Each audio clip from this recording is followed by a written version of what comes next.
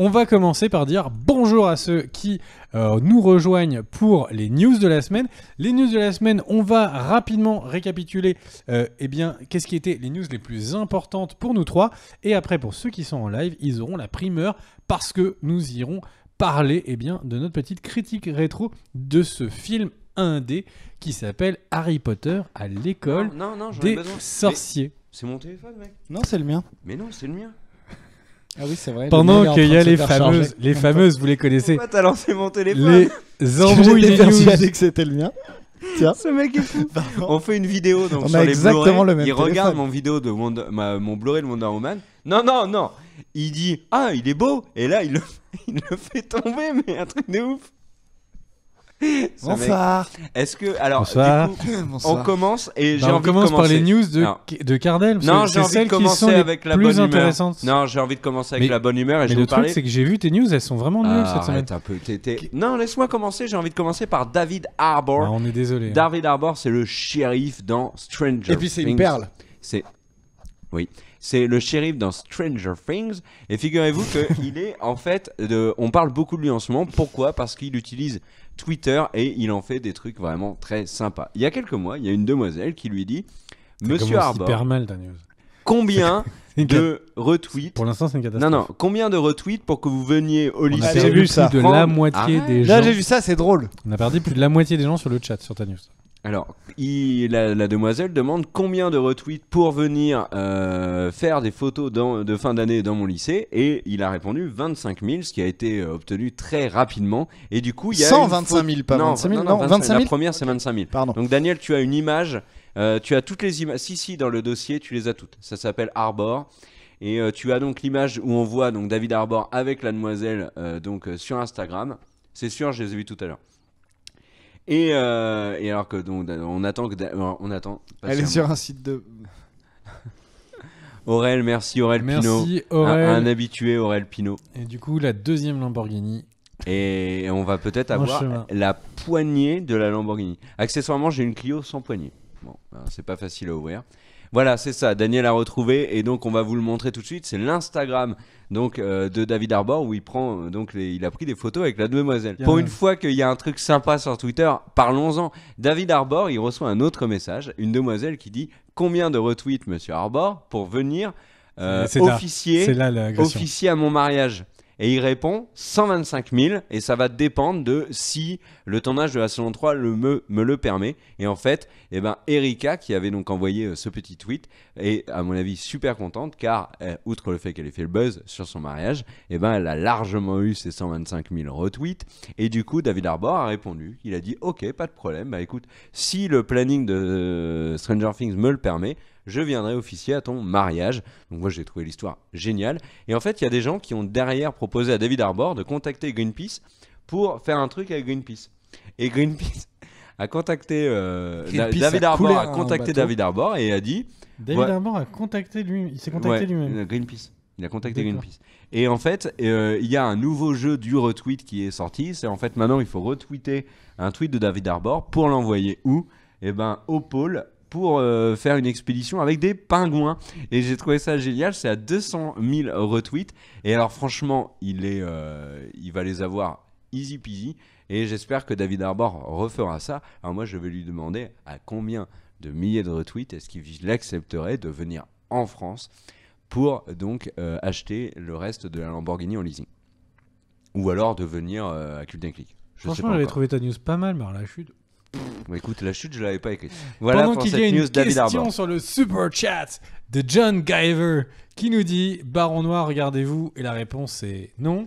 Le début de la première saison, mais je suis pas allé plus loin, donc je suis mal placé pour. Et en il parler. paraît que c'est pas si mal que Eh ça. ben c'est bien mieux que Marseille en tout Tu cas. avais dit que c'était au-dessus de House of Cards de souvenir.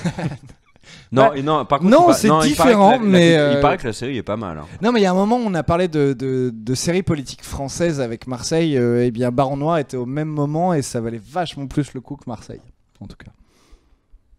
Mais C'est fou le nombre de blancs c'est- que je mets c'est dès que je pas- finis de parler, c'est... Mais en fait, j'étais en train de réfléchir s'il y avait un truc qui valait moins le coup que Marseille. Ouais, 3% série Netflix brésilienne. Ça vaut Qui, moins. Oh, les non, critiques non. étaient pas mal. Ouais, mais non. Marseille, 3% c'était pas ouf. Mais alors, en disant ça, je suis persuadé que des gens vont venir dans les commentaires de la vidéo rediffusion de ces news en nous disant que vraiment, en nous mettant beaucoup de mots pas très gentils pour nous dire que Marseille, c'était quand même sacrément stylé. Mais non. Il y aura aucun commentaire non Tu paries troll pour dire que Marseille paries c'était bien. Mais vas-y. Non, mais On a fait une vidéo critique de Marseille. t'as lu dans les les- commentaires dans des les- gens qui ont dit qu'on était dans des les vendus, que commentaires, Benoît Magimel il y avait était des gens- excellent, Mais que non. son accent du Sud était particulièrement Mais non. réussi. Donc, Il y a des gens qui nous demandaient si on savait utiliser les systèmes de search IP pour aller mettre un couteau à Benoît Magimel, on les envoyait chez les flics. Parce qu'il faut surtout pas être agressif vers les acteurs de Marseille. Et donc, on est adamant sur ça. Il faut vraiment agresser personne. Hein. C'est de la merde, on est d'accord. Mais il faut que ça s'arrête là. Pendant que notre ami Cardel voulait réagir au super chart. Ben oui, parce que le super chat, Jessie Lévesque nous dit une critique un jour sur les séries Camelot ou HeroCorp. Eh bien, tu sais quoi, Sisters, la chaîne du câble, diffuse Camelot en ce moment et je me régale à regarder ça. Et quand ils donnent du blé, il faut les remercier. Donc merci à toi, Jessie Lévesque. Encore un blanc. Et Encore on un salue- blanc. Et on, Encore- et on salue toutes les personnes de ton diocèse, bien sûr. Non, en vrai, Camelot, non mais sur la chaîne Sisters, Il s'appelle l'évêque. Ouais, je trouvais ça marrant. il y a tout Camelot qui repasse. Franchement, et c'est tu vois, cool. Ah, elle était pas mal, celle-là. j'avais peur pour ce live et tu t'es sauvé. Mon ami Cardel, Oui. quelle est ta news de cette semaine? Eh bien, comme je vous ai dit un peu en off, toutes mes news cette semaine sont des news un peu nostalgie. Et je vais commencer par un film que j'ai adoré dans les années 90 et qui est en train possiblement de devenir une série. Il s'agit du film The Mighty Ducks ou en français Les Petits Champions. Je sais pas si vous vous rappelez de ce film, c'est un film donc Tellement bien. il y a eu, mais c'était tellement bien. Tellement bien. Donc moi j'étais très jeune, donc le premier film est sorti en 92, ça veut dire que j'avais 4 ans. 4 ans quand il est sorti. Ouais. 4 ans. Le deuxième film est sorti en 94, le troisième en 96.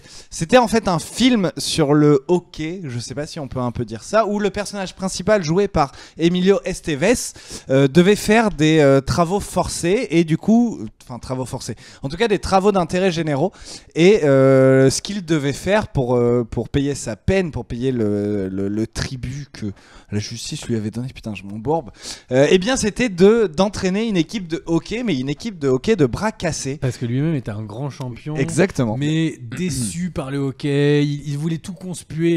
Et il arrive dans cette école où personne, tout le monde déteste tout le monde, ce ne sont que des enfants Oui, c'est ça. Mais en attends, difficulté. Mais le hockey leur permettra de s'élever personnellement et leur donnera des valeurs il y avait de un vie. film Et comme ça, ça c'est beau. qui s'appelait Young Blood, je crois, Ça me dit rien. sur un hockeyeur qui au Canada, c'était très cool.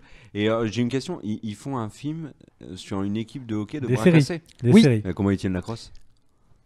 Parce qu'ils ont les bras cassés. Et ouais, celle-là.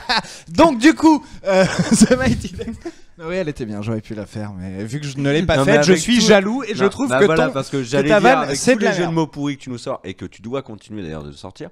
Oui. Si tu te moques des miens, j'ai envie de dire Mais Daniel d'ailleurs, c'est l'ambulance qui se moque de la charité. Tout à fait, c'est l'hôpital qui met un doigt à l'ambulance. Daniel, si tu arrives à trouver d'ailleurs les jaquettes des VHS de l'époque, c'était génial. Enfin, moi, c'est un film qui en tout cas a bercé mon Alors, enfance. c'était Ce sont des sorti films. sur 33 tours. Hein. C'était probablement vu. Non, c'est pas vrai, c'est pas si vieux. Faut pas abuser non plus, mais en tout cas, c'est des films qui ont bercé mon enfance. Sont des films, des cassettes que j'ai épuisées au plus possible, et je suis très content de la news dont j'ai envie de vous parler parce que, alors, il y a eu une tentative de série animée qui a duré de 96 à 97. Elle Ah était ouais tellement ouais, et elle, genre aucun rapport avec le film, mais pourtant c'était une franchise de The Mighty Ducks. Tu sais qu'aussi pendant très longtemps, j'ai cru que c'était Michael J. Fox. Mais c'est vrai, pendant très longtemps, le mec là que vous voyez sur la jaquette, j'ai cru que c'était Michael J. Fox, que dalle, c'est Emilio Ouais, Estevez. Je m'en étais rendu compte parce qu'il tremblait vachement moins. Oui, oui. Oh, c'est pas très drôle cette aussi, ça l'est quand même Tu un te peu. marres, Oui, Sinon, tu je ne la peux trouve- pas t'empêcher de rire. donc- Je la trouve très bien, mais je sais pas comment rebondir Accessoirement, dessus. Michael J. Fox est énorme dans la série The Good Wife. Mais Michael J. Merci, Fox, c'est énorme tout court. Oui, non, mais. Et donc, Parce qu'en fait, ça parle aussi de la maladie dont il souffre. de Dans Crossfell The Jacob, Good- dans The Good Wife, Parkinson. elle est très présente. Oui. Ça Et qu'on du coup, appelle pourquoi aussi la danse du twist. Vous êtes horribles, Il a messieurs. aucune limite. Non, Et non. pour- Alors quand tu dis vous, soit c'est parce que tu le vous vois, soit c'est parce que t'as pas compris que moi j'étais Non, pas avec non, lui. non, je Mais vous- je ne suis les pas tiennes, avec lui. les Là, tiennes, sur les ouais. trucs comme Regarde. ça, je ne suis pas. Attends, avec Dès- t'es dès qu'on tellement- trouve qu'on va t'es trop tellement loin- tout fin que quand tu te mets derrière Cardel, tu disparais. Oui. Oh putain, et c'est pas gentil pour toi parce que pour le coup, je suis vraiment très maigre. Oui, mais moi aussi, j'ai perdu Hop, beaucoup de tu fais poids. des Alerte cette rouge. fin d'année. Tu fais des steps.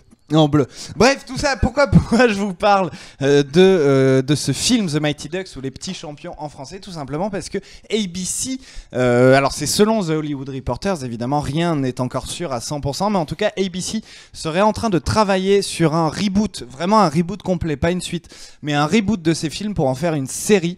Et ce serait le scénariste du film original, donc Steven Brill, qui serait notamment en train d'écrire.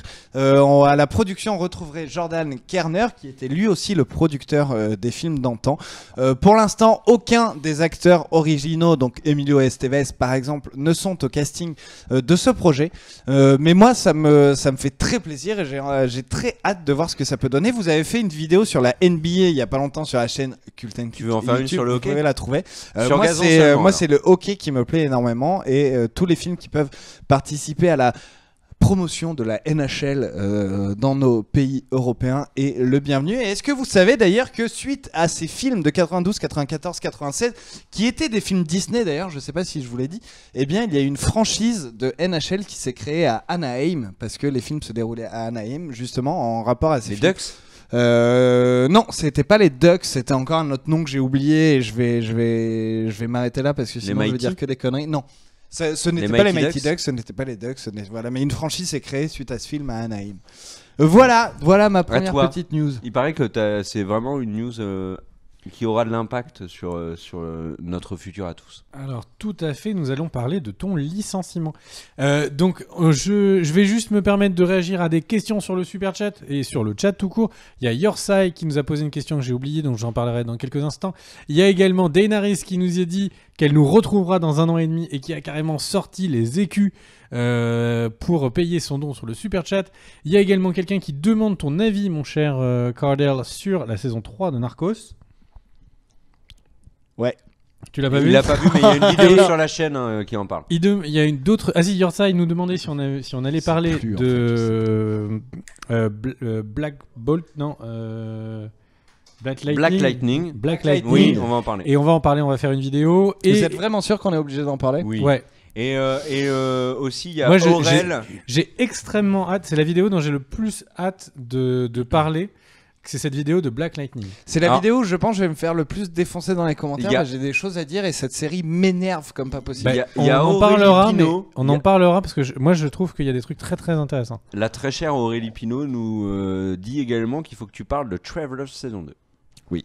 Et que tu dois pas la décevoir, même si on sait tous que en fait c'est Aurel Pinault et Contrôle. Ok, donc on va commencer. Non, on commence pas, tu C'était à continues. ta news. On va commencer par ma première news. Mhm. Qui est une news. Alors, j'ai 2 vraies news et dont une qui est une doublette. Donc ma première news c'est Walking Dead. Eh bien, il y a Greg Nicotero que certains connaissent, qui a annoncé. Il a été cash. Alors je vais pas spoiler. Donc je vais un peu couper ce qu'il a dit.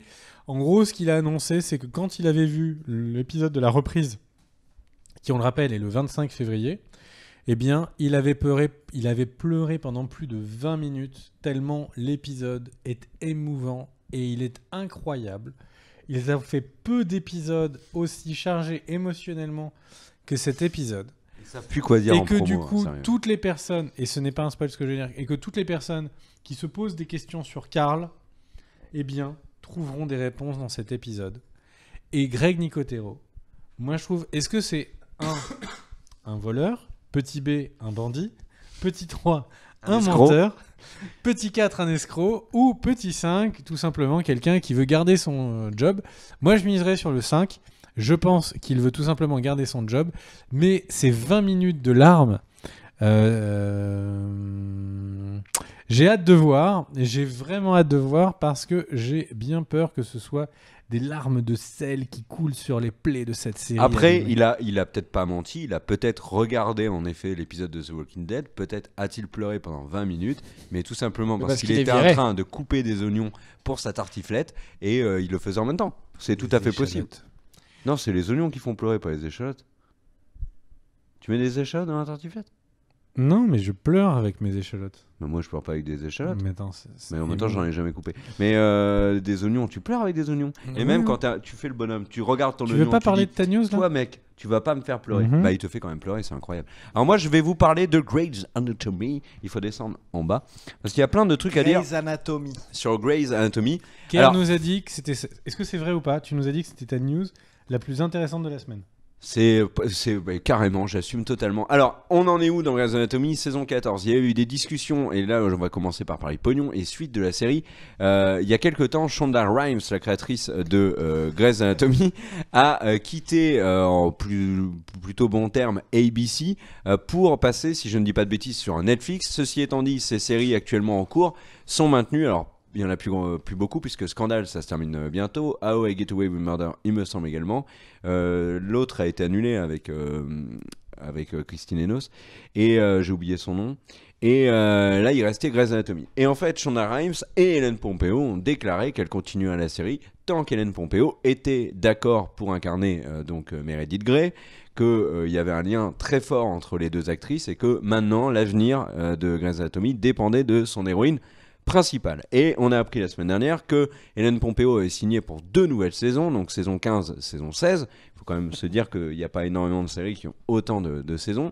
Et elle a Breaking signé... Bad a 10 ans d'ailleurs cette année. Elle a signé pour un contrat de Ça fait encore 20 plus longtemps, millions Grey's de Anatomy. dollars par an, ce qui fait d'elle l'actrice la mieux payée. Alors c'est amplement mérité, elle porte la série quand même et depuis un paquet d'années. Et au moment... Daenerys, par exemple. De quoi? Plus mérité que Daenerys. Bah bien évidemment qu'elle mérite plus de pognon que Daenerys. Il y a 22, 24 épisodes de Grey's Anatomy chaque saison. Game of Thrones, il y en a beaucoup moins. Puis Daenerys, elle a pas les lampadaires sur elle. Bon, c'est pas tout ce qu'il faut dire, mais c'est vraiment Ellen Pompeo qui est la patronne. Bref, toujours est-il que au moment de cette signature, Ellen Pompeo a un petit peu parlé dans la presse et elle a révélé notamment que si elle n'avait pas eu le salaire qu'elle estimait mériter jusqu'à présent, c'était à cause de Patrick Dempsey qui jouait le Derek Shepard, donc le docteur Mamour. Et en fait, il s'avère que ABC utilisait Patrick Dempsey pour empêcher Meredith Grey, donc l'actrice Ellen Pompeo, d'avoir un plus gros salaire parce qu'il lui disait bah écoute, si t'es pas contente, que tu veux un plus gros salaire, nous on s'en fout, on a Patrick Dempsey, tu t'en vas. Et Patrick Dempsey n'a jamais été solidaire avec Ellen Pompeo pour réclamer qu'elle ait le même salaire que lui, elle était bien moins payée. Et le truc à noter quand même, c'est que si tu regardes un petit peu dans l'histoire des séries, quand des acteurs se sont associés ensemble pour renégocier au niveau salarial, Genre Friends. J'allais venir dessus. Friends, et l'ensemble du casting, à un moment donné, alors je sais plus c'était à quelle saison de la série, on dit, Saison 8, Je si je crois dis que pas de c'était la 8, bêtises. Mais- ils ont dit nous on continue uniquement si on est tous payés au même montant à un prix énorme, donc c'était $1 million par Ce épisode. qui a posé un problème parce que du coup les doubleurs se sont dit bah, si les vrais acteurs sont augmentés, nous voulons être augmentés aussi, et du coup Rachel a changé de voix. Ah exact. Joe, je sais, Chandler Ouais, mais a pas changé longtemps, de pas voix, longtemps, si je dis pas pas longtemps. si sur jusqu'à la fin de la, Ah bon de la série. Ouais. Ah bah moi il me semblait que c'était temporaire. Et donc ça a été le cas pour Friends, ça a été le cas également récemment pour The Big Bang Theory, puisqu'en fait James Parsons, Kaley Cuoco et Johnny Galecki sont bien mieux payés que tous les autres, et en fait ils se sont associés tous les trois à l'ensemble du casting en demandant à CBS que le reste du casting soit mieux payé. Pas autant qu'eux, faut pas déconner non plus, mais bien mieux. Donc du coup Bernadette, Amy, Kutrapali et Volovitz ont un salaire plus important grâce au soutien des trois autres des acteurs, on va dire stars du casting. Et donc voilà un petit peu pour la question pognon. Maintenant parlons de la série en elle-même. La saison 14 est revenue cette semaine avec un épisode 9. On était sur un énorme cliffhanger à la fin donc de l'épisode 8. Globalement, je tiens quand même à dire que la saison 14 est bien meilleure que de nombreuses saisons de Grey's Anatomy, qu'elle est globalement très appréciée par la critique, que la série, à mon sens, fait bien mieux que survivre. Et en fait, là, elle a abordé dans cet épisode 9 vraiment des sujets, j'ai envie de dire, très contemporains. On a la question de la violence conjugale qui était au cœur de l'épisode 10. Non, 9, pardon. Avec le personnage de Joe Wilson.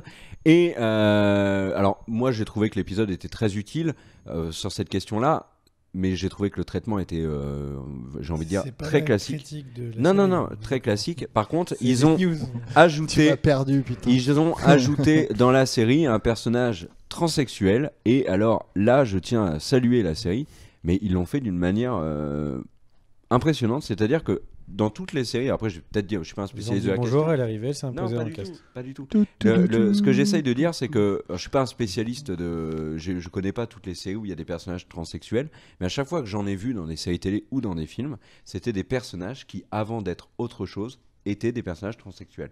Le héros Transparent est avant tout un personnage transsexuel. L'héroïne dans Sense8, c'est la même chose. Là, dans Grey's Anatomy, pas du tout. Pourquoi ? Parce que c'est un personnage qui est un résident en premier lieu, puis ensuite c'est une espèce de geek, de hacker, et c'est seulement bien après qu'on découvre le fait qu'il soit transsexuel. Et en fait, la manière dont Grey's Anatomy a apporté le truc fait que même les personnes qui sont, j'ai envie de dire, les plus réticents au fait qu'il y ait des personnages transsexuels à la télé, moi je m'en fous complètement, et ben en fait ça passe très bien. Tu vois ce que je veux dire ? Et en fait, ce personnage-là n'est pas défini par sa sexualité. Mais ça, c'est la news. Bah oui, c'est la news parce qu'en fait, tu en connais beaucoup de séries qui ont fait ça ? Ou de films qui ont fait ça ? Moi, j'en connais pas en fait. Je me suis posé la question et je me suis dit, ben en fait, dans quoi ? Donc au final, toute ta news de Grey's Anatomy, c'était pour nous dire qu'il y avait un personnage transsexuel. Et qu'il était très bien ajouté à la série. Ok.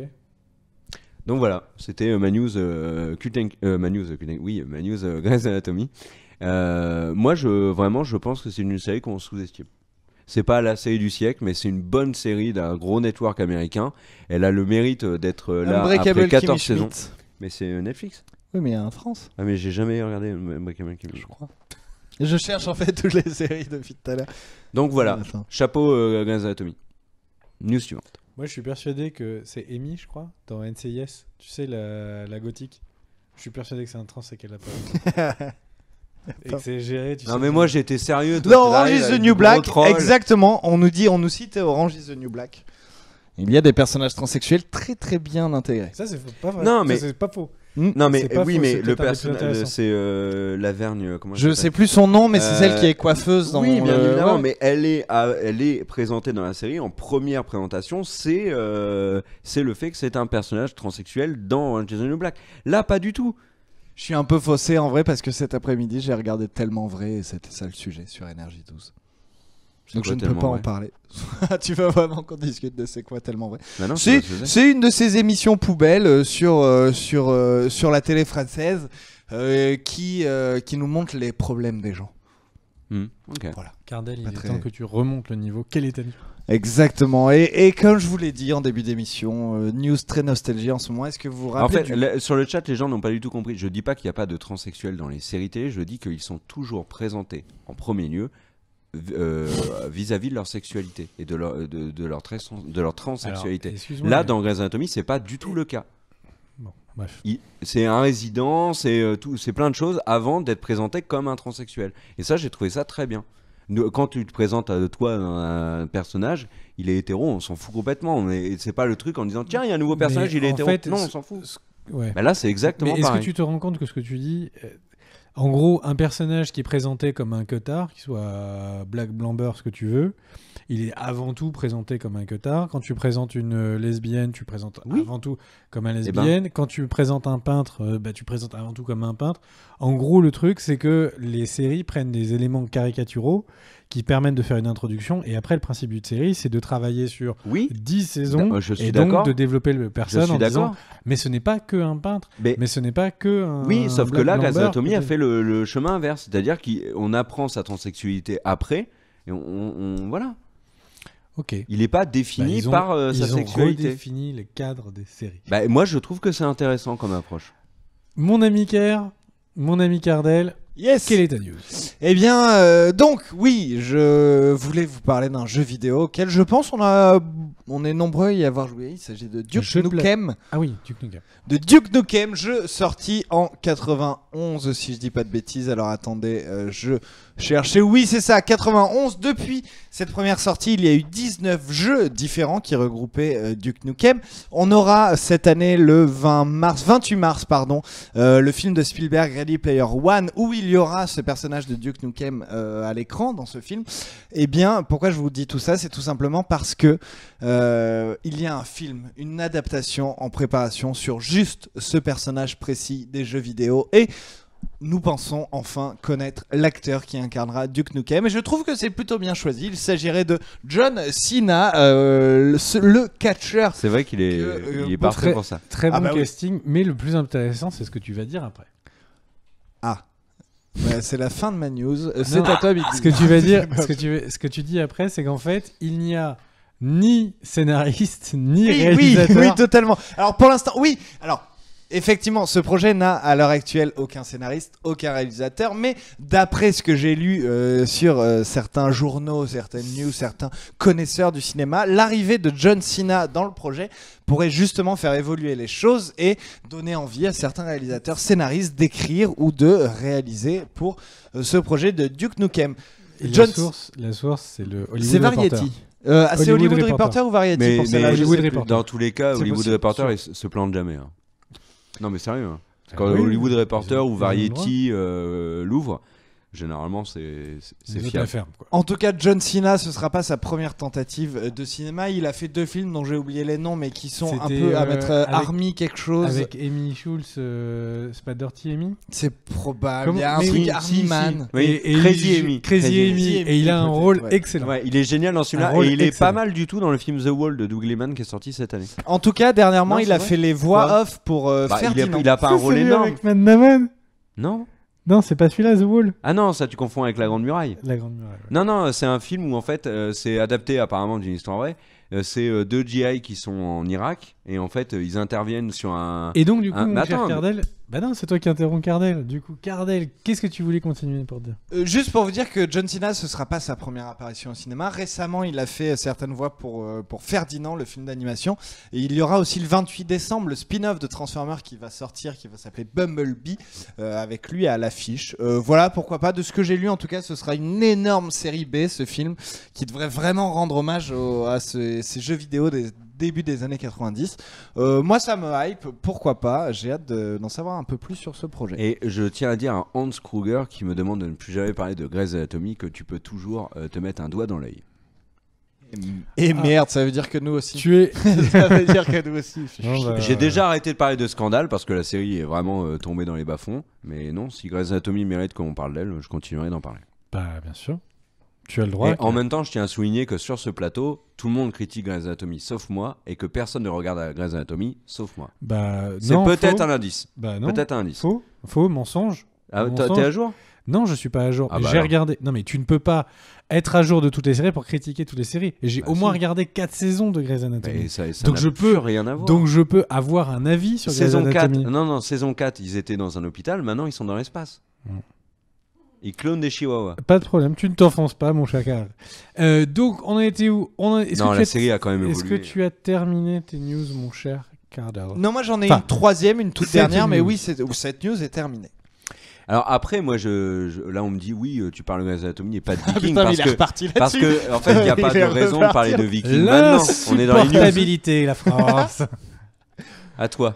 Ok, donc du coup... Ah, au fait, vous m'avez parlé d'un truc dans le chat dont j'ai parlé la semaine dernière. Donc, oui, le fan film de Voldemort Voldemort. est pas fou. Oui, Ok. tout le monde a dit qu'il était nul dans les commentaires. Et il paraît qu'il y a d'autres Il est fan films de Harry Potter qui sont Bibi, très réussis. Tu avais parlé de quoi la semaine dernière dont on pourrait reparler aujourd'hui? Moi, j'ai envie de parler de l'avenir, en fait. J'ai envie de parler de Rémi Pouille qui fait un don sur le super chat.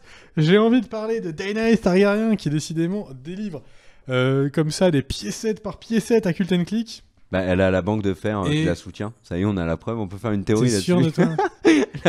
Daenerys soutenue par la banque de fer pour l'interrogation. Et notre seul argument pour ça, c'est le fait qu'elle nous ait donné des noms sur le Et super du chat. coup, nous allons parler de tout simplement une petite cérémonie qui imite les Cult & Clicks Awards depuis quelques années. Je veux bien évidemment parler des Oscars.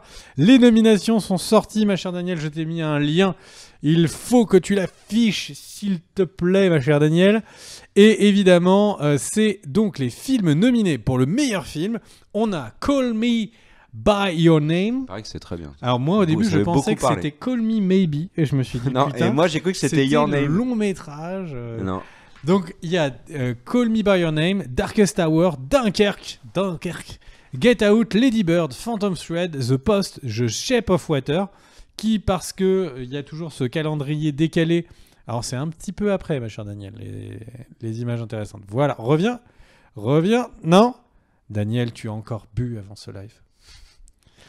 Donc, il y a évidemment The Shape of Water qui, parce que les Oscars sont sur un calendrier légèrement décalé, alors que le film n'est pas encore sorti en France, qui est quand même Toujours nominé comme ça. aux Oscars. La La Land est sortie après. Évidemment, c'est ce que je viendrai de répéter. Il y a pardon, pendant que je meurs un tout petit peu, il y a 3 Billboards Outside Ebbing, Missouri, qui est un film que je ne connais pas Alors, du c'est tout. le favori, c'est Free Billboard, c'est un film avec. J'ai oublié son nom. Donc ça va pas vous aider, mais en tout cas c'était un outsider et là en fait il y a la fameuse course aux Oscars, on estime qu'ils sont les grands favoris et c'est de loin actuellement le film qui tient la corde. Il faut dire quand même que The Shape of Water, le nouveau Del Toro, c'est 13 nominations aux Oscars et que c'est une des premières fois, alors peut-être pas la première fois, mais c'est très rare qu'il y ait un film catégorie horreur fantastique comme Get Out qui soit nommé. Ouais, et c'est très bizarre que ce soit celui-là, mais on en parlera quand on fera une vidéo The Shape of Water. Ensuite, donc, les réalisateurs, c'est l'image suivante, ma chère Daniel. Il n'y a pas Blade Runner. Il y a Dunkerque, Get Out, Lady Bird, Phantom Thread et The Shape of Water, qui donc sont tous nommés pour leurs réalisateurs respectifs. Il y a... Ça me fait tellement plaisir de voir un retour de Paul Thomas Anderson. Il est souvent au nominé. premier plan. Mais là, il est nominé parce que c'est Mais le il n'y a pas dernier de film de la retour. carrière de Il est- Daniel Day-Lewis. sa maison C'est secondaire... avec alors je ne sais Sa pas du maison tout Phantom secondaire, c'est les Oscars. Oui, Il est- à chaque fois qu'il c'est sort avec un film, Daniel il est Day-Lewis. C'est son dernier film. Il a annoncé que c'était le dernier film de sa Mais carrière. ça va être, c'est un chef. Voilà. Il paraît que c'est Tu m'as très, dit très ça, bien. je ne connais Alors, rien du film, Paul je sais Thomas déjà que c'est un chef-d'œuvre. Anderson a dit que lui ne croyait pas que c'était le dernier, mais comme le tournage et la projection émotionnelle qu'a fait Daniel Day-Lewis était très importante, il comprend pourquoi il y a cette annonce. Mais surtout il n'y quand vous croit me pas. dites ça, Daniel Day-Lewis et Paul Thomas Anderson, j'ai de suite There Will Be Blood qui me vient Bah en oui. tête, qui était un fantastique film. quoi. Les actrices, ma chère Daniel, slide suivante. Il y a évidemment Sally Hawkins dans The Shape of Water. Il y a France McDormand de 3 Billboards Outside Ebbing, Missouri. Le long est beaucoup trop long.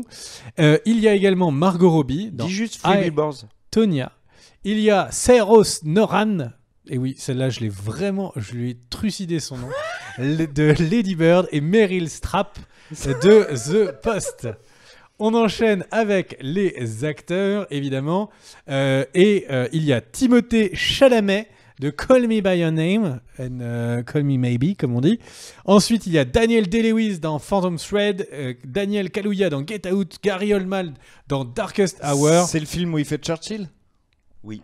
Ah, ça a l'air fou ça aussi. Et il y a évidemment Denzel Washington dans Roman J. Israel. Encore une fois, Esquire. il était déjà nominé l'année dernière pour Fences. Denzel Gary Washington. Oldman a gagné d'ailleurs un prix face à James Franco récemment. Le 100 mètres. 100 mètres. Ouais. Tu vas tout faire. Et je vais pas faire les autres, ma chère Daniel. Je vais juste passer tout simplement à Original Screenplay parce que je l'aime bien. L'animation aussi, si tu veux bien. Et le truc, c'est que donc là, l'original screenplay, il y a The Big Sick, Get Out, Lady Bird, The Shape of Water, encore une fois, The 3 Billboards Outside Ebbing, Missouri. Dis comme tout le monde, Free Oh Billboards. putain, ce nom, qu'est-ce qu'il est long. Mais Et dis Free Billboards. évidemment, après, les chefs opérateurs. Et c'est là où enfin on voit apparaître. Donc, cinématographie. Blade Runner. Ma chère Daniel, Dur. j'espère que tu vas décuver. Il y en Ce a n'est pas pas assez. sérieux d'avoir pris de l'alcool avant le live. Ça se dit pas ça. Et donc, Non, le chef opérateur, directeur photo, a été remis à Blade Runner, Mais à il a pas Roger encore été A. remis. Dickens, C'est nominé. ou à Darkest Hour, ou à Dunkerque, ou à Mudbound, ou à Shape of Water. Et je vous l'annonce tout de suite, ce ne sera pas Shape of Water. Je pense que c'est le prix de Blade Runner. Après Dunkerque. Dunkerque a ses chances. Mais je vois bien Blade Runner parce que Blade Runner n'est pas dans les autres catégories majeures. Non, aucune, ouais. Donc du coup, je verrais bien ce prix-là à Blade Runner qui serait assez mérité. Il manque quand même. Est-ce qu'on peut parler là parce qu'on a parlé des nominés, mais il manque quand même Blade Runner. Il manque. Il manque Baby Driver. Non, il manque pas Baby Driver. Non, si Baby tu me laisses Driver est dans parler, le Kenton, montage. c'est insupportable. Je parle Arrête de en parler film de de l'année. Grey's Anatomy, en c'est film insupportable. de l'année. On Il manque enchaîne Baby Driver. pour les films, le montage Il manque Mother aussi. et le montage. On a Baby Driver qui est nominé. Il y a Dunkerque, I, Tonya, The Shape of Water et 3 Billboards Outside Ebbing, Missouri. Putain, ce nom, qu'est-ce qu'il est long. Et moi, j'espère que c'est Baby Driver qui l'aura, mais je pense que Dunkerque a également ses chances. Et évidemment, cette catégorie que vous attendez tous, ou en tout cas plus Cardel que n'importe lequel d'entre nous, c'est la catégorie des films en langue étrangère. Et alors là, les mecs, Il y a la la Palme d'Or. crème, déjà. on a la crème.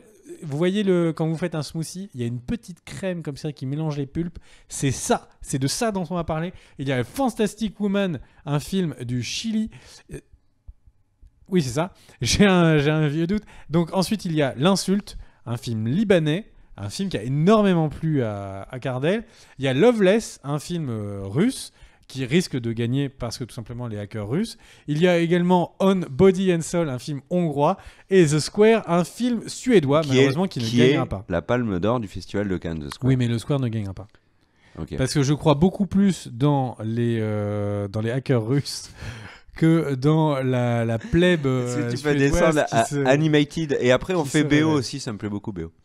Et donc, les films animés, donc l'animation, il y a The Boss Baby qui ne gagne rien, nous espérons bien. C'est nul. Il y a Breadwinner, il y a Coco qui part largement favori, Ferdinand et Loving Vincent. Très très très très beau film dont j'ai jamais entendu parler. Et il y a ensuite, si on enchaîne rapidement, les effets Oh là là. spéciaux. Ah, Petite catégorie. tu votes pour qui là? Oh, Alors, Pas Moi pour j'ai Blade mon Runner. gagnant. J'ai mon Blade gagnant. Runner, Blade Runner, Gardien de la Galaxie, volume 2, Kong Skull Island, Star Wars The Last Jedi ou La bataille des singes, attention les macaques. La planète des singes. Lequel Suprématie. des 5 vous donnez gagnant? Bah, c'est La planète des singes et je trouve qu'il aurait pu être mérité en meilleur film de l'année. Et je suis sérieux, vraiment. Vraiment? Oui, parce que ça fait un moment que les Oscars n'ont pas nominé Depuis- un blockbuster et là, pour le coup, ce blockbuster-là méritait d'être Ouais. nominé. Mais bon, le truc c'est que t'as vraiment grillé ta chance de voter aux Oscars quand pendant les Emmy Awards t'as voté Hélène Pompeo, l'actrice de l'année. Mon ami Cardel, toi tu votes pour qui? Blade Runner. Blade Runner? Oh non, mais La planète des singes, oui, mais tu l'as pas vu aussi. Moi j'ai envie de dire Star Wars. Mais non, mais La planète des singes, Ce Star Wars, il y a il faut, des plans dans La il faut planète des pas singes qui sont sous-estimer à quel point le film est beau dans le dernier Jedi et à quel point les plans d'un point de vue trucage sont réussis dans celui-là. Et on va directement passer dans une catégorie qui doit être bien loin, que je ne vois pas. Original Score. Voilà. Daniel, il est temps de descendre. Ah, ben pour moi, il n'y a pas celle que j'ai préférée cette année. Et donc la musique originale, padadadadam, Dunkerque, Phantom Thread, The Shape of Water, Star Wars The Last Jedi et 3 Billboards Outside Ebbing, Missouri. Quand vraiment gavé ce nom de film, vous le donnez à qui? Wonder Woman. Moi, je le donne à John Williams. Peu importe sur quel film il serait, je le donne à John Williams. Point Non, barre. parce que je trouve que la BO de The Last Jedi, moi, est Ah très non, mais effacée je ne par sais rapport aux pas. autres. J'ai limite écouté aucune de ces BO. Ah non, je dis une bêtise. le donne à Non, non, John non. Williams. Je la C'est donne tout, pas. c'est Non, non, John je la donne Williams pas à pour moi. Wonder Woman, même si Wonder Woman mérite. Je la donne à La planète des singes suprématie parce que la BO de La planète des singes suprématie, elle Mais c'est défonce pas, tout. c'est pas là, c'est triché, c'est péché. Mais on s'en fout. Là, moi, je suis pas d'accord avec leur nomination là. Et on parlera un truc pour quand tes même. Cult and Clicks Awards. Un truc, j'aimerais savoir pourquoi. Alors, il y a une nouvelle fois les blockbusters sont de côté. Alors, vous allez me dire, oui, il y a Get Out qui est nominé, etc. Mais Oui, Star il y a Wars. quand même deux films pour lesquels donc la Warner et la Fox ont bataillé pour qu'ils soient aux Oscars et ils sont complètement oubliés ou presque. C'est La planète des singes pour la Fox et la Warner voulait vraiment que Wonder Woman soit aux Oscars et je pense que c'était pas totalement déconnant qu'il y ait au moins une ou deux Meilleur nominations pour Wonder scénario, Woman. meilleur scénario, forcément. Mais non, mais arrête de troller. Ok, le film est loin d'être Mais- parfait, mais mais je dans trouve quelle qu'il catégorie il est loin d'être mauvais. Il est exceptionnel. Eh ben, dans la catégorie, aucune catégorie. Pas parfait, mais loin d'être mauvais. Mais c'est ça, c'est les meilleurs dans chaque catégorie. Ou le meilleur film de Chris Pine de 2018. Et En on film met- sympatoche. Tu vois, mais c'est même pas le meilleur film Bah, sympatoche de l'année. bah si, dans ce film-là, il y a ma scène la plus jouissive de l'année, c'est Wonder Woman qui sort de la tranchée, qui attaque. Je l'ai déjà dit. Balancez-moi tout ce que vous voulez au visage, je continuerai de penser ça. Personnellement, je pense que The Three Billboards Outside Ebbing, Missouri, Ouais, mérite. bah, je pense qu'il mérite parce que quand t'as un titre comme ça qui musicalement, il y a une musicalité. Mais en fait, Three personne l'appelle Billboards- comme toi, c'est Three Free Billboards. Outside Ebbing, Missouri. Tout de suite, on sent, tu vois, donne-moi un beat, Cardel. The Three Billboards Outside Ebbing, Missouri is going to die, Carter Burrow. Franchement, je trouve que tout de suite. Non, là, c'est années 90, techno dance. Alors il y a Rayo qui dit Wonder Woman, faut arrêter le cinéma au bout d'un moment. Bah t'as pas dû voir beaucoup de films cette année.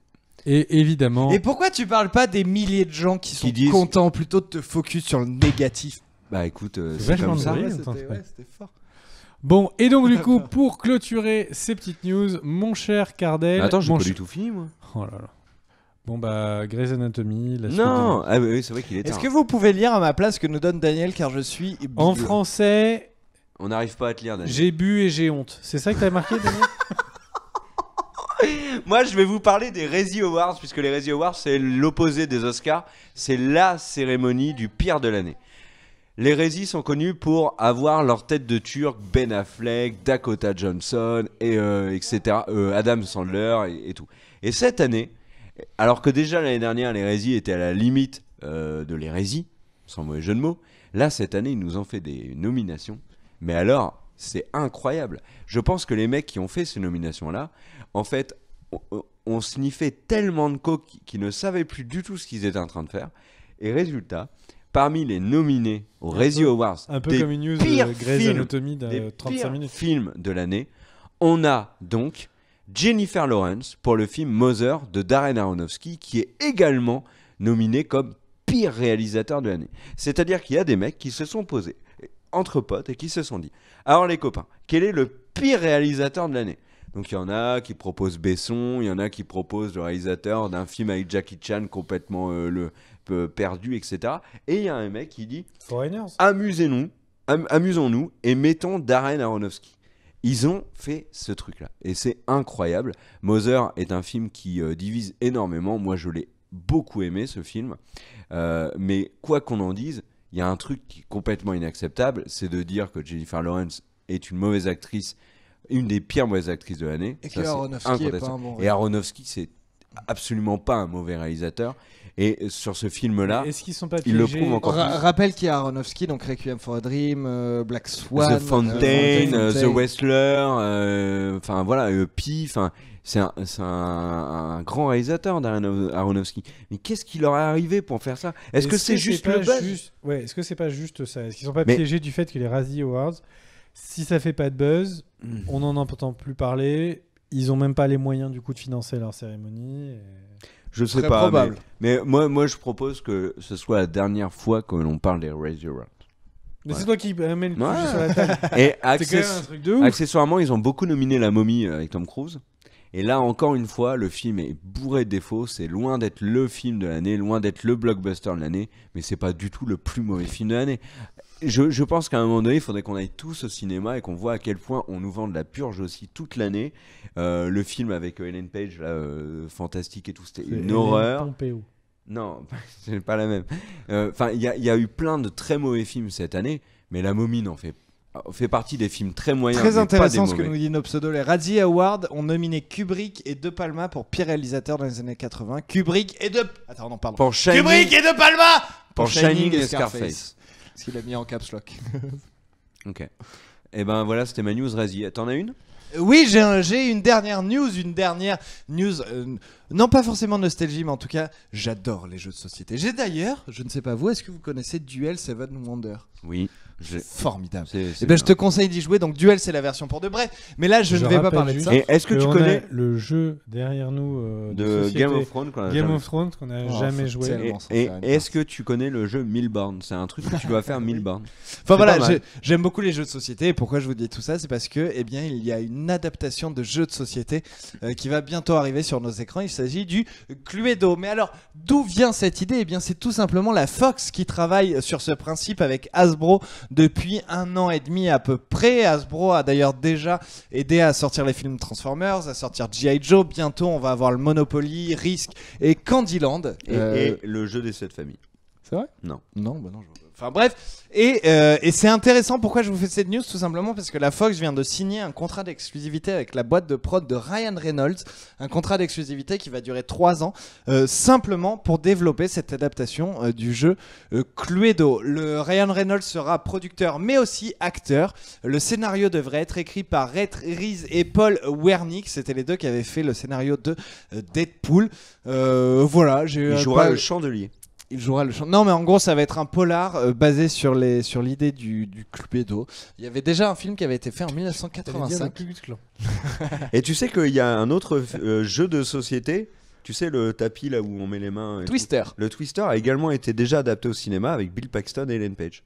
Alors, je cherche la vanne que je n'ai pas. Bah, c'est le film Twister. Ah oui, le vrai film Twister. Bravo. Voilà. C'est une adaptation libre du jeu de Qu'est-ce que société. vous voulez que je dise de plus là-dessus? Bah, Voilà. passe à la C'est suite. tout. Du J'ai coup, fini. Je vais enchaîner sur ma dernière news, si j'en ai une. Ouais. Et c'est une dernière news très rapide qui est par rapport à Robocop. Vous allez me dire, mais Robocop, on a eu un reboot, de remake il y a pas longtemps. Avec Joel Kinnaman. Et le truc, c'est qu'il y a le premier, donc celui d'il y a bien longtemps, c'était à l'époque, les années commençaient par 1900 quelque chose.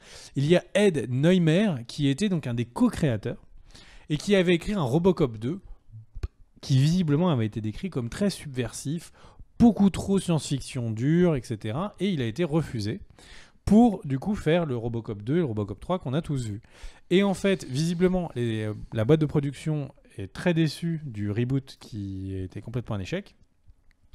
Et ils ont rappelé Ed Neumer en disant « Au fait, ton idée de Robocop 2, on ne pourrait pas l'adapter et partir du principe que Alex Murphy, en fait, on le suit 30 ans après le Robocop 1 et du coup, partir de là et faire un vrai Robocop 2, ce qui virait de la timeline le Robocop 2 et le Robocop 3 pour repartir. Et en fait, il prenait, quand il y avait l'interview avec Neumer, il prenait l'exemple de dire que c'était un petit peu le principe de Creed, c'est-à-dire qu'on fait vraiment un bond dans le temps assumé pour rester dans le même univers, mais tout en changeant naturellement les personnages.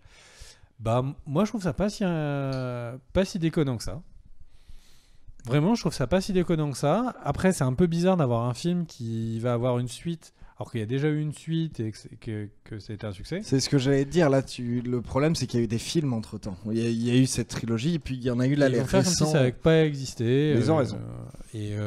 En tout cas, pourquoi pas. Le truc, c'est que le premier Robocop avait beaucoup fonctionné, était plutôt un film intéressant.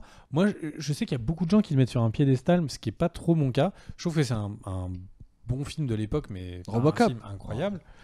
L'ami Plax adore ce film. Bah, il a raison. on Le le salue, réalisateur de d'ailleurs. génie, Franchement. Verhoeven. Voilà.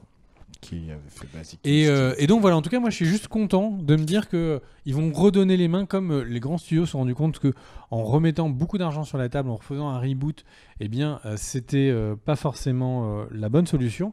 Eh bien de reprendre le premier créateur, un des premiers co-créateurs, parce qu'ils étaient deux. Moi je trouve ça plutôt intéressant. Ouais, moi je te rejoins. j'ai une dernière news qui me tient à cœur, c'est sur The Crown, la série de Netflix sur la reine Elisabeth. Alors, comme on fait plus de visionnage et que je ferai pas de vidéo, juste un petit mot déjà sur la saison 2 sortie à Noël. Elle est complètement dingue, mais vraiment. Et j'ai vu un des meilleurs épisodes de série ever. Tu te rends compte qu'on va être obligé de t'interrompre pour The Crown parce que t'as fait 35 minutes Ouais. sur... Mais Grey's t'en as Anatomy. tellement parlé de mes 35 minutes qu'on va être obligé de te couper aussi parce que t'as autant parlé du fait que j'ai parlé de Grey's Anatomy que j'ai parlé de Grey's Anatomy. Non, Mais je au final, pense pas. c'est Inception ce truc. Et n'hésitez Alors, pas à le dire dans les commentaires si vous The avez eu Crown. l'impression d'avoir été pris en otage par Grey's Anatomy. Alors, The Crown, la saison 3 va tout changer car Il y a carrément... Tu peux Alors- montrer? Il y a le message. Non, alors ça c'est Il mon faut que j'arrête de parler. c'est mon appli de... Reminder. C'est une appli qui sonne même quand mon téléphone est éteint, c'est incroyable, il faut que je la désinstalle. Le truc c'est que The Crown saison 3 change le casting. Ah, laisse mon téléphone. Tu l'as déjà balancé. Le casting de The Crown change complètement pour la saison 3 et on sait déjà qui va remplacer Claire Foy qui jouait donc la reine Elisabeth. C'est l'actrice Olivia Colman qui jouait dans Broadchurch, qu'on a vu récemment également dans la série que t'aimais beaucoup, la The Night Manager. C'est une de mes actrices préférées, donc j'étais fin heureux. Est-ce que tu peux nous montrer Olivia Colman, s'il te plaît, Daniel? Je t'ai donné une photo d'elle. Olivia Colman jouera donc la reine Elisabeth qui aura une 50aine d'années. Sa sœur, qui était interprétée par Vanessa Kirby, donc la princesse Margaret, a eu également une nouvelle actrice, et c'est pour le coup Helena Bonham Carter, qu'on a vu notamment dans Fight Club, qui sera la princesse Margaret. Alors le truc, c'est que Claire Foy remplacée par Olivia Colman, why not? Même si Olivia Colman, je la vois mal dans le rôle de Elisabeth, mais bon, j'adore tellement Olivia Colman que ça me dérange pas. Mais par contre, Helena Bonham Carter, qui remplace Vanessa Kirby, les deux actrices sont complètement différentes. T'as Vanessa Kirby qui est toute mignonne, toute proprette, et Helena Bonham Carter qui est quand même l'actrice qui incarne le mieux, je trouve, les personnages Destroy. Dans tous les films où on l'a vu, elle est Destroy, Helena Bonham Carter. Oui, c'est elle a suivi dans Harry Tim Potter, Burton. tu te dis pas dans Harry Potter que c'est une princesse, tu vois. Et puis elle a beaucoup suivi Tim Burton. Ouais. C'était sa femme à l'époque. Bref, en tout cas, ce sont deux très grandes actrices. Et là, il y a une rumeur qui circule de plus en plus sur le fait que l'acteur Paul Bettany, donc qui est le Vision d'Avengers, pourrait remplacer Matt Smith dans le rôle du prince Philippe. Bettany jouera un personnage qui aura une 50aine d'années aussi. Là par contre j'ai un peu de mal à comprendre, donc la saison 3 c'est dans les années 70-80 et j'ai un peu de mal à comprendre le changement Bettany-Matt Smith parce qu'en fait mais c'est un peu le cas pour tout le casting, il suffisait juste de les vieillir pour la saison 3. Ils ont une 50aine d'années, on les vieillit un peu, ça passe très bien. C'était plus pour la suite, je pense qu'il fallait changer. Après, je pense que c'est aussi une volonté de Netflix de modifier le casting, ça fait parler et tout. Est-ce que Paul Bettany pourra faire un bon Prince Philippe alors que Matt Smith est vraiment, vraiment très très bon dans The Crown saison 2? Je ne sais pas, en tout cas je suis intrigué. Mais vraiment, si vous n'avez jamais vu The Crown, moi je le dis clairement, c'est la meilleure série que j'ai vue ces 2 dernières années. Complètement. Et sans aucun doute. Et pourtant j'en ai vu beaucoup. C'est donc la fin des news? Ouais. Que fait-on?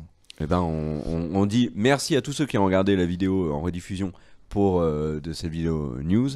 N'oubliez pas le petit pouce vers le haut, le petit commentaire, bien évidemment si vous avez des choses à ajouter, le partage parce que c'est La vie. Let's go!